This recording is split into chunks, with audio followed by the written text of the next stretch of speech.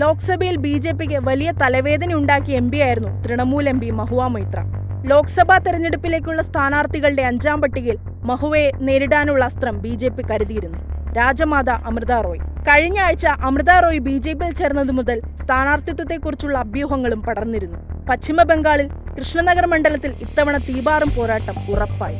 കൃഷ്ണനഗർ ജനതയുമായി വലിയ ആത്മബന്ധമുള്ള നാദിയ രാജകുടുംബത്തിലെ മുതിർന്ന അംഗമാണ് അമൃത റോയ്. സാംസ്കാരിക രംഗത്ത് വലിയ പാരമ്പര്യമുള്ള നഗരമാണ് കൃഷ്ണനഗർ.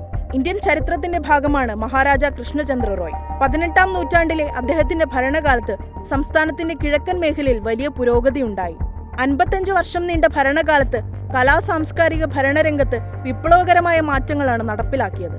ദീർഘവീക്ഷണത്തോടെ നടപ്പിലാക്കിയ പദ്ധതികൾ രാജവാഴ്ച അവസാനിച്ചതിനു ശേഷം വന്ന ഭരണാധികാരികൾക്കും മാതൃകയായിരുന്നു. അമൃത റോയിയുടെ സ്ഥാനാർത്ഥിത്വം മഹുവ മൊയ്ത്രയ്ക്കെതിരെ ബി.ജെ.പി തുണയ്ക്കുമെന്നാണ് കണക്കുകൂട്ടൽ. ബി.ജെ.പിയുടെ നാദിയ ജില്ലാ നേതൃത്വമാണ് അമൃത റോയിയെ മത്സരിപ്പിക്കുന്നതിന് തീരുമാനിച്ചത്. എന്നാൽ തെരഞ്ഞെടുപ്പിൽ മത്സരിക്കാൻ അമൃത റോയിക്ക് താൽപ്പര്യമില്ലായിരുന്നുവെന്നും നിരവധി തവണ നേതാക്കൾ ഇവരുമായി കൂടിക്കാഴ്ച നടത്തിയതായും റിപ്പോർട്ടുകളുണ്ട്. തീപാർന്ന പ്രസംഗങ്ങളും ചോദ്യങ്ങളുമായി ലോക്സഭയിൽ നിറഞ്ഞു നിന്ന എം പിയായിരുന്നു മഹുവ മൊയ്ത്ര.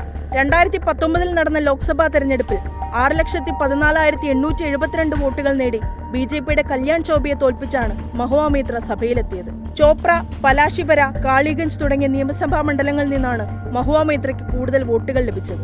എന്നാൽ കഴിഞ്ഞ കുറച്ചു കാലങ്ങളായി കാളിഗഞ്ചിൽ ബി.ജെ.പി ശക്തി വർദ്ധിപ്പിച്ചിട്ടുണ്ട്. അഴിമതി ആരോപണങ്ങളും പാർട്ടിയിലെ ഉൾപ്പോരുകളും തൃണമൂലിന് തലവേദനയാണ്. ഇത് പരമാവധി ഉപയോഗിച്ച് തെരഞ്ഞെടുപ്പിലെ നേരിടാനാണ് ബി.ജെ.പി ശ്രമിക്കുന്നത്. പാർലമെന്റിൽ ചോദ്യങ്ങൾ ഉന്നയിക്കുന്നതിന് കോഴ വാങ്ങിയെന്ന കേസിൽ അന്വേഷണം നേരിട്ടുകൊണ്ടിരിക്കുകയാണ് മഹുവ മൊയ്ത്ര. കഴിഞ്ഞ ദിവസം ഇവരുടെ കൊൽക്കത്തയിലെ വസതിയിൽ റെയ്ഡ് നടന്നിരുന്നു. അദാനി ഗ്രൂപ്പിനെ അപകീർത്തിപ്പെടുത്താനായി വ്യവസായി ദർശൻ ഹിരാനന്ദാനിയുമായി ചേർന്ന് പാർലമെന്റിൽ ചോദ്യങ്ങൾ ഉന്നയിച്ചെന്നാണ് മഹുവയുടെ മുൻ സുഹൃത്ത് Anand Hadrai, BJP M P Nishikant Dubey എന്നിവർ പരാതി ഉന്നയിച്ചത്. തുടർന്ന് പാർലമെന്റ് എത്തിക്സ് കമ്മിറ്റി അന്വേഷണം നടത്തി. എത്തിക്സ് കമ്മിറ്റി റിപ്പോർട്ടിനെ തുടർന്ന് മഹുവ മൊയ്ത്രയ്ക്ക് എം പി സ്ഥാനം നഷ്ടമായിരുന്നു. ജമ്മു കാശ്മീർ പുനഃസംഘടനാ ബിൽ, മുത്തലാഖ് ബില്ലടക്കം 20 ബില്ലുകളുടെ ഡിജിറ്റൽ പകർപ്പുകൾ മുൻകൂറായി പരിശോധിക്കാൻ ഈ സമയത്ത് പാർലമെന്റിലെ എം പിമാർക്ക് അനുവാദം നൽകിയിരുന്നു. 2019 ജൂലൈക്കും 2023 ഏപ്രിലിനുമിടയിൽ 47 തവണയാണ് മഹുവ മൊയ്ത്രയുടെ പാർലമെന്റ് ലോഗിൻ അക്കൗണ്ട് UAE-യിൽ വെച്ച് ഹിരാനന്ദാനി ഗ്രൂപ്പ് ഉപയോഗിച്ചത്.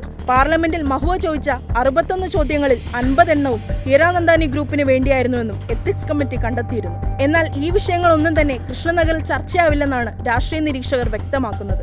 അമൃത റോയും മഹുവ മൊയ്ത്രയും കൃഷ്ണനഗർ മണ്ഡലത്തിലെ വോട്ടർമാർക്ക് സുപരിചിതരാണ്. അമൃത റോയിയോട് വൈകാരികമായൊരു അടുപ്പം നാട്ടുകാർക്കുണ്ട്.